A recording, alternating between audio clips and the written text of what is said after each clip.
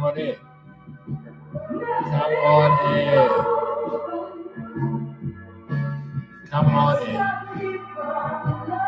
Come on in. Welcome, welcome, welcome, welcome. Welcome. In the background, we've got Sissy Houston. Nothing can stop me. That's Sissy Houston. Welcome in. Welcome in. Welcome in. Welcome, welcome, welcome. Happy Monday to you. Welcome in. Welcome in. Welcome in. Come on in. Come on in. Come on in. So happy to be here with you today.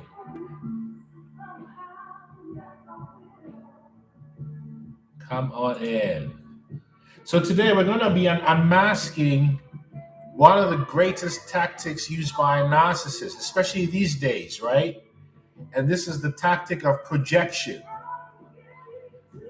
And narcissistic projections are simply confessions. That's what we're going to talk about today. How narcissists use projections to confess, right? So if you want to know about this Jedi trick that these narcissists use, you are in the right place. And once you understand this, you will always be non-resonant or no resonant to narcissists. Therefore, they'll be so irrelevant that you always defeat them. So come on in.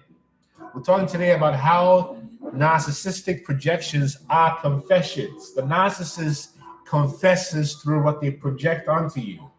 You understand? So come on in. Come on in.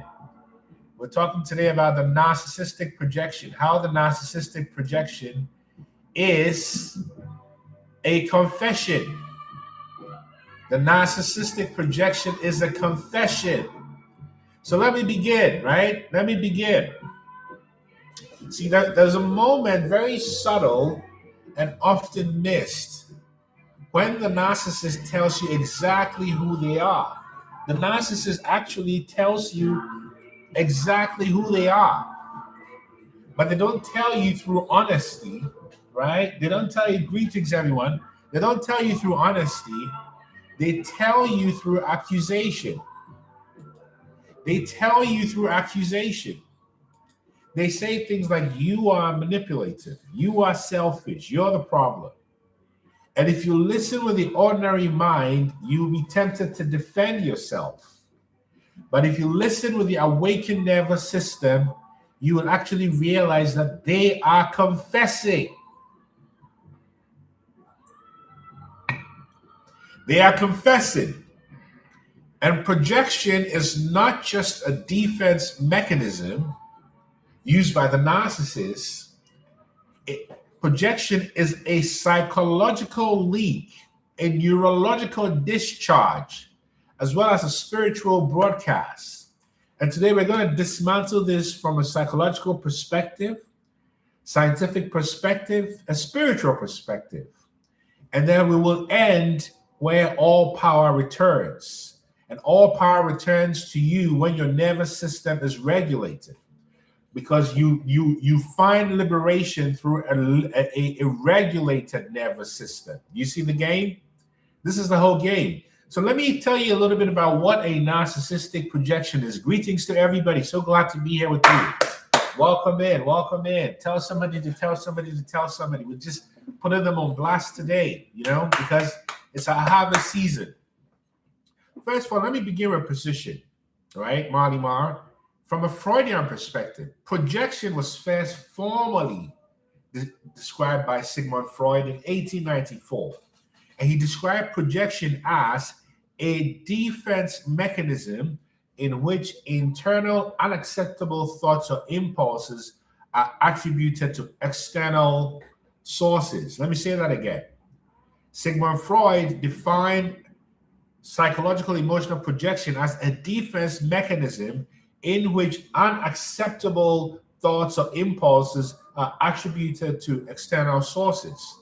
But this definition is actually incomplete, because when we go even deeper, you realize that when we look at it from a narcissistic personality perspective, projection is not just about them being defensive, right? Projection is an identity management through externalization. It's sort of their primitive defenses. They split, they project, and they project their identification. And it becomes dangerous because Melanie Klein introduced this concept that projective identification is a process through which a narcissist or person not only projects their internal state onto another, but pressures the other person to feel, behave, and embody it. Do you see the danger there? Let me say that again. The narcissistic projection happens as such.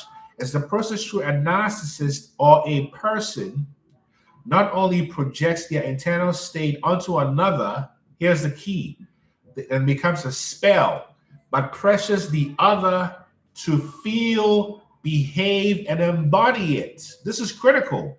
So projection is not passive.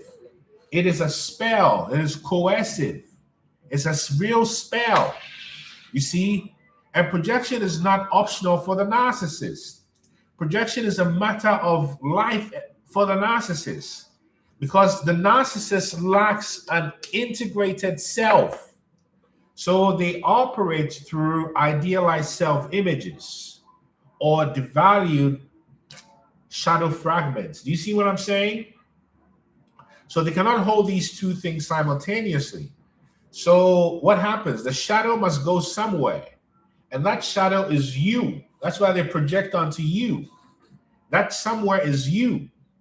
And also you have to realize that the narcissists have a very high shame intolerance. All right, Don Marie? So healthy individuals metabolize shame internally, but the narcissistic individuals externalize their shame immediately. Why?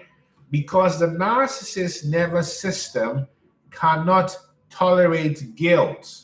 The narcissist nervous system cannot tolerate accountability. And the narcissist nervous system cannot tolerate internal contradiction. So instead of reflecting and saying, oh, well, maybe I did something wrong, right? They experience, oh, you're wrong. There's something wrong with you. You're defective. So we know that that kind of mindset, that distorts the narcissist's cognition. So their internal states are misinterpreted, right? And they project outward.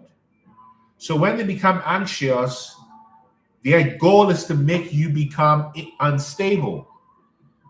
You see, when they are aggressive, they want their aggression to become your hostility. You see, when they lie, they want you to be the dishonest one. So this is the key point where projections from a narcissist are confessions. Am I making sense so far? Am I making sense to you? Let me know if I'm talking to you. Type transform if I'm talking to you. I just want to make sure I'm making sense.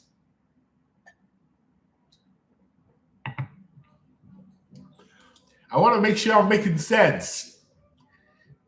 And here, I'm going to replay this song by Sissy Houston. Nothing can stop me.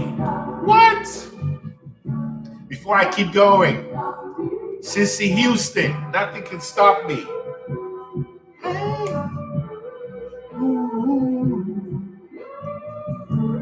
Nothing can stop me. Nothing can stop me. What?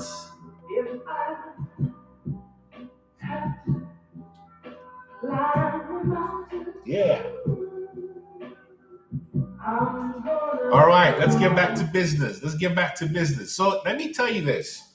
Why projections are confessions. And this is where we're going to real mastery. You see, narcissists confess constantly.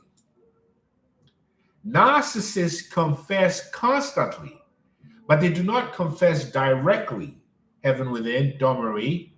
They confess through accusatory mirroring.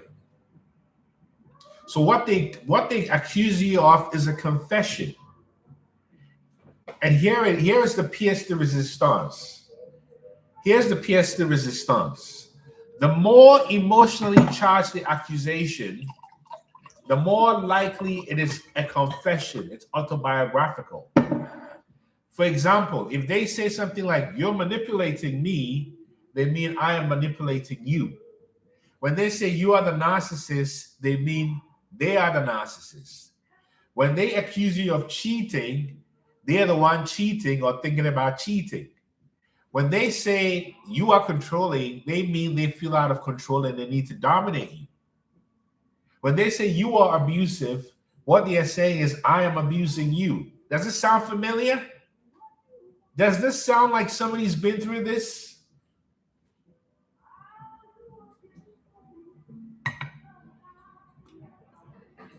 So in forensic psychology, it's often said that liars often over-attribute behaviors to others, meaning they describe in detail what they themselves are doing.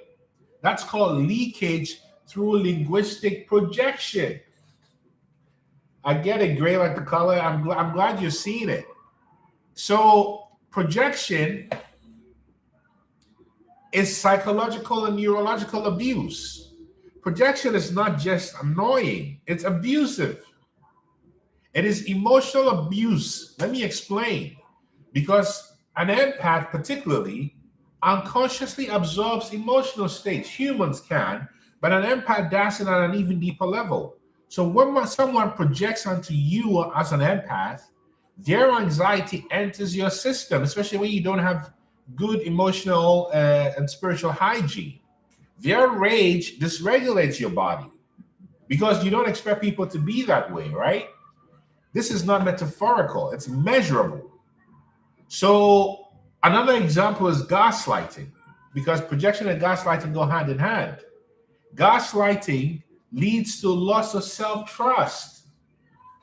Gaslighting leads to cognitive disorientation. Is it me? Is it them? Gaslighting leads to dependency formation. And projection accelerates all of this because you're not only constantly confused, you're being assigned a false identity. Do you see how this works? Do you see how it's emotional abuse? And then it hijacks your nervous system. The projection of a narcissist hijacks your nervous system because your nervous system starts to ask, am I what they say I am? Am I what the narcissist says I am? Maybe I am that. And that's the moment of danger because your biology, your body, your nervous system is now being recruited into the narcissist distortion. You see? And the mental projection is also mental abuse because these projections force you to consider false narratives. These projections defend against illusions. These projections spend cognitive energy on unreality. That's the deepest level of abuse. And it violates your ability to know what is true. You see, it violates your ability to know what's true. So studies in cognitive psychology here show that humans have limited cognitive bandwidth, right? You have limited cognitive bandwidth. So false accusations create looping thought patterns. You begin to replay conversations, right? You get into this analysis of yourself. This is not very helpful. And you try to fix something that was never yours. That's the mental occupation of your mind. And projection also works as sorcery. Projection from a narcissist is sorcery, or projection from anyone for that matter is sorcery. Because across spiritual systems, projection has always been recognized, just under different names. For example, in Buddhism, projections are known as the papancha mind, mental proliferations. You see, the Buddha described how the mind fabricates reality. Then the mind clings to these mental fabrications. And when projected outward, this becomes imposing your own delusion onto another being. In Hinduism, it's described as vikalpa, false conceptual reconstruction. You see, the mind again creates these illusions, then binds others through these illusions, and that becomes an energetic entanglement. You see, in Christian mysticism, projection mirrors what is described as casting accusations through the spirit of deception. The accuser archetype literally means one who throws a cross. So projection is a spiritual accusation. And many other traditions let you know that words are spells, words are carriers of energy, and intent as a directional force. So projection is understood as sending distorted energy into another's field to alter their reality. That's why projections feel invasive, because it is. Projections are invasive because they are invasive. So when you see some projection, you must understand what's going on and be able to bypass unnecessary projections. And now these days, projections, in my experience, are at an all-time high everywhere you go. In the grocery store, in the restaurants, in the movie studio, walking on the streets, driving in your car, everywhere you go. All these energies, you see it everywhere. And it's an invitation to ensure that you see the distortions in yourself so you're no longer distorted. So these projections cannot land on you. You see? But projections are simply an invitation. They are not just an invitation to argue.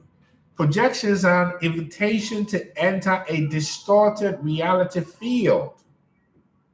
And this is the hell realm, a state of suffering generated by the mind, known as Naraka in Buddhism. Because the narcissist lives in the hell realm. The narcissist lives in the hell realm of distortion. The narcissist lives in the hell realm of fragmentation. And the narcissist lives in the hell realm of blame. So when they project, they are inviting you into that hell realm. You see, and the only way you become non-resident with that hell realm is to have a regulated nervous system.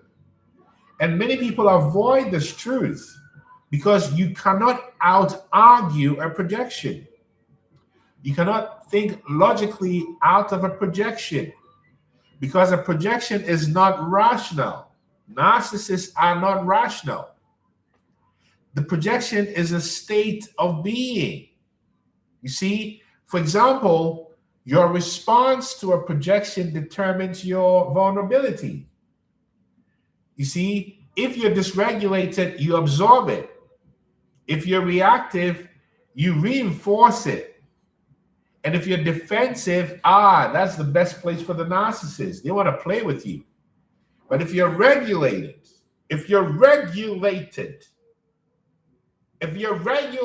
you see clearly. And a regulated nervous system allows you to perceive without distortion. A regulated nervous system allows you to refuse identity assignments. A regulated nervous system enables you to stay anchored in your own reality. You see? So the ability to hold internal coherence in the presence of external chaos is how you neutralize the projection. Because if you don't respond to the projection, it loses its charge. Remember? One hand can clap, right? Who am I talking to? Am I talking to you?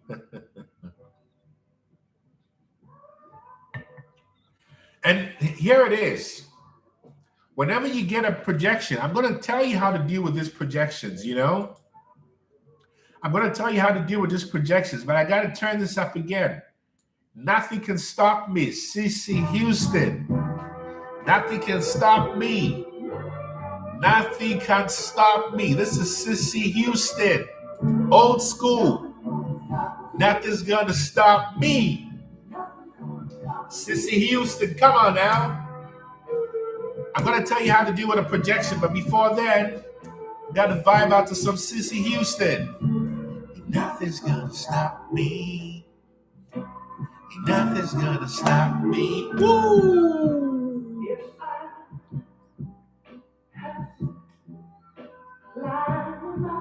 Come on, Sissy Houston. Sing it, sing it, sing it, Big Mama. So here it is. Big sister, big mama, the great Sissy Houston. First of all, how do you handle a projection? Do not accept the frame. Do not defend against false accusations. No way. Do not defend yourself, because the moment you defend yourself, you are agreeing with the premise. Number two, observe the pattern. Observe the pattern. Listen for repetition, because projections are rarely creative. It's cyclical. They do it all the time. It's okay to fail as long as you bounce back, right?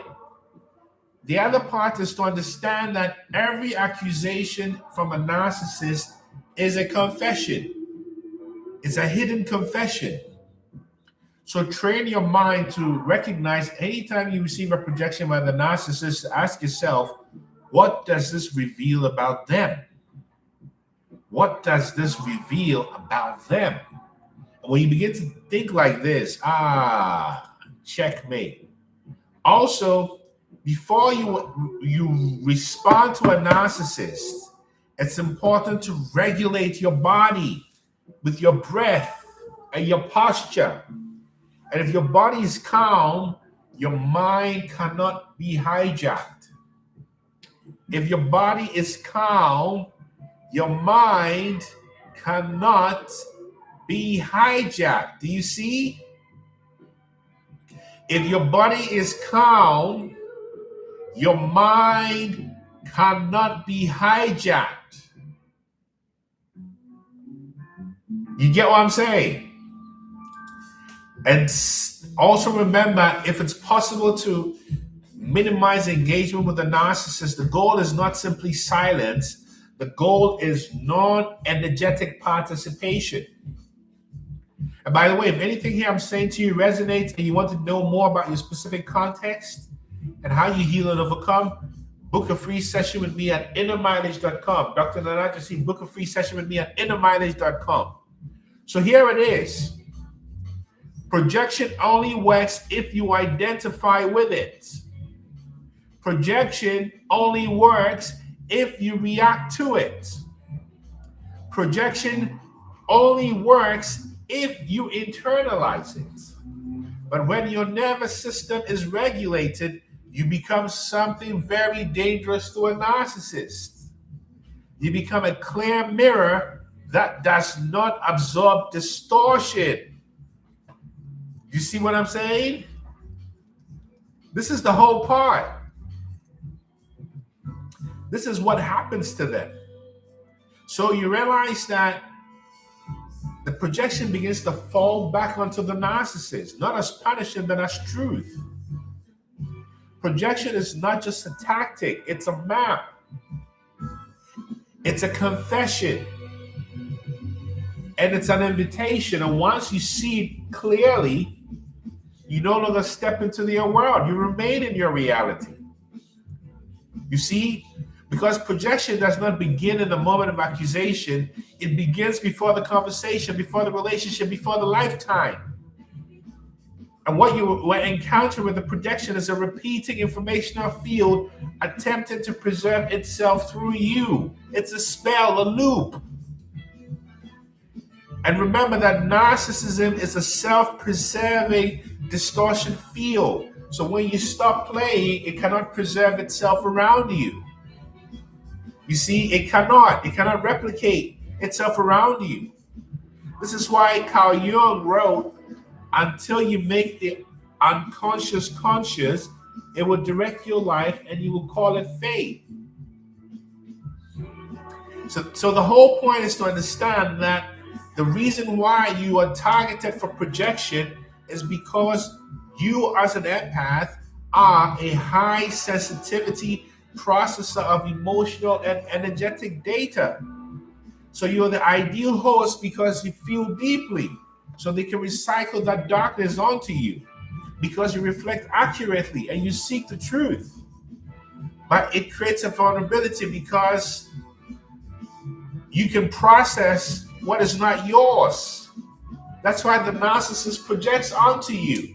Because when you're a wounded healer, you always take on and project what doesn't belong to you. You see? So this is the message. The message is to realize that the narcissist is simply a carrier of an unresolved pattern, and you're not the victim. You are the point at which the pattern can end. And that's why these projections feel intense. They feel personal. They feel transformative because it's a systemic interruption. You got it. So, in conclusion, when your nervous system is fully regulated, when your perception is clear, when your identity is not externally assigned or sought, you become unreachable. And this is the final state where projections are seen instantly, where accusations do not penetrate. And you remain present, you remain calm. So, my closing words here are: projection is not powerful because it is true. It is powerful because it recruits your participation. It takes two to tango. But once you withdraw that participation, you refuse entrainment. And once you refuse to be entrained, to be entangled, once you stabilize into your own field, you realize something that cannot be unseen. That there was never anything to fight, only something that needed your agreement to exist. And that's how you break the spell. That's how you break the spell. That's how you break the spell. And you exit once and for all. You see? So this is the whole kit and caboodle. I don't know if anyone has a question. If you have a question and you want to come on audio or video on TikTok and Instagram, do that. I'll wait a couple minutes if there are any questions. And on YouTube, I'll keep reading here. But this is all about breaking the spells, the waking up from the illusion, waking up from Maya.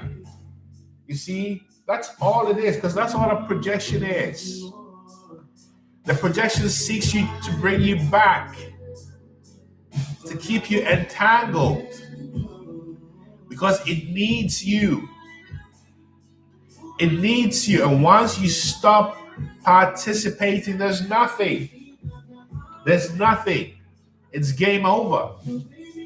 So in every interaction with everybody in your life, including the narcissist that some of you still have to deal with, and I really hope you overcome that soon, just remember that narcissistic abuse cannot continue without your participation. And your participation in any kind of narcissistic abuse is based on self-acceptance. And self-acceptance is based on beginning to see yourself as you are. And beginning to see yourself as you are is based on self-love. And self-love is based on coming to the truth. And coming to the truth is a recognition that there is no one like you.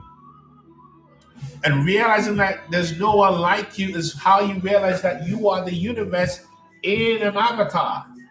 And realizing that you are the universe in an avatar is realizing that you're connected to source. And realizing that you are connected to source is realizing that you are the all. And realizing that you are the all is realizing that you don't walk alone. And realizing that you don't walk alone is realizing that us above, so below. And realizing that you're connected to us above, so below is realizing that you are nothing and everything. And realizing that you are nothing and everything is realizing that you are. And realizing you are is realizing I am. I am. I am. Woo! Who am I talking to? Come home, come home.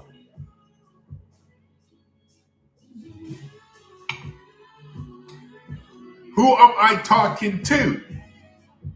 Come home to yourself. Come home to yourself and realize I am. So that's the message, family. You understand? That's the message for today. So I want to give thanks and praises to all of you, yes? Thanks and praises to the Most High. Come on, Bob Marley. Woo-hoo. Give thanks and praises so high. Come on now, Bob Marley and the Wailers. He will never swing us. Never. Come on now. You understand? Woo! That's what it is.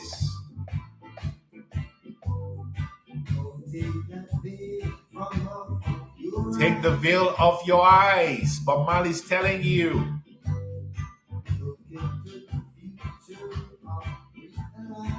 Look into the future of your reality, your real life. Oh, Hensham and Japheth. He's going biblically.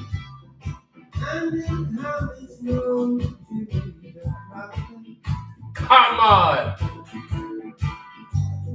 Glory to God, the prophet is born.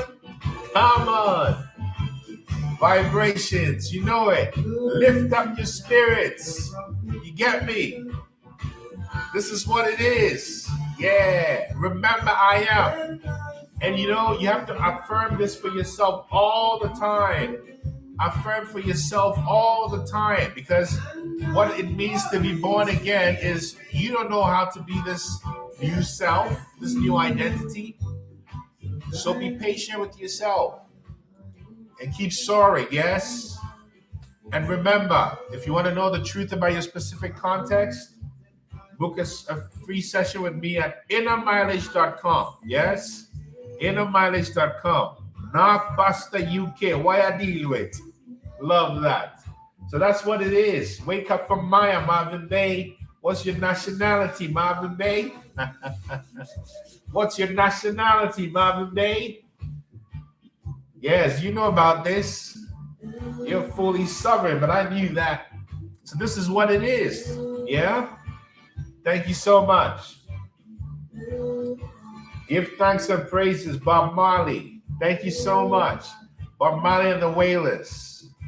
Blessed love, yes? You can find me everywhere at Inner Mileage, yeah? Inner Mileage, Inner Mileage. Book a free session with me at innermileage.com, and let's figure out how you set yourself free from your hell so you can find your heaven right here in your nervous system, you heard? So that's what it is. Thank you so much. One love. John Doe. One love, one love, one love, one love. Thanks so much. Thank you, thank you, thank you, thank you, thank you, thank you. Yes, I am.